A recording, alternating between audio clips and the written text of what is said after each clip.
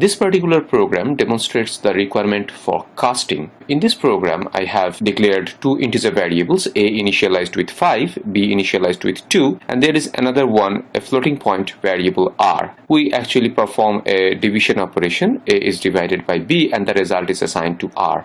Then we are printing the content of r. Since the value of a is 5 and b is 2, we can guess that the result of this division operation a divided by b is going to be 2.5. But the case is not so. I'm executing the program to show you the result, that what it actually prints. Oops, it's not 2.5, rather it's 2.000000.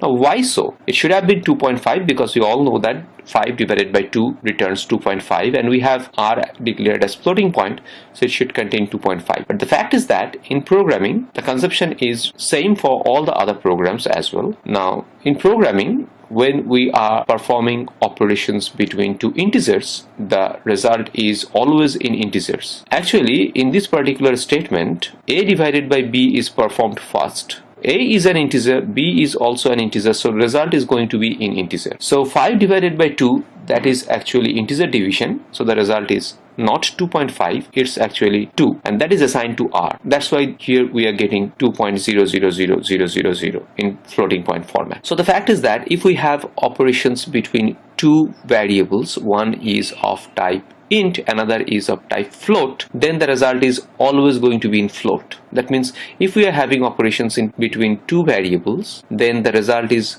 going to be always in the format of the variable which is of higher precedence. If you are having operations between two floats, then the result is in float. But if you are having operations between a float and a double, the result is always going to be in double. So I can just write the data types in this way to show you the precedence. The char come first, then the integer, then long, then float, then double, then long double. The precedence increases in this way. Actually, that means it decreases above and increases downwards. So the integer variable is having higher precedence than the character variable, long is having higher precedence than the integer variable. So an arithmetical operation between a long and int always results in long. Now, in order to correct the answer, if we want to get the correct answer for this particular operation, then always we need to keep in mind that we need to convert one of these variables, either a or b, to floating point in order to get the exact result. If we could convert one of them to floating point, then the result is going to be in floats, because the operation between an integer and float is always going to be in float. So how could we do that? How could we just convert the data type, how could we just convert the type of one variable to float without actually changing the data type? So that can be done using the casting. We do the casting in this way.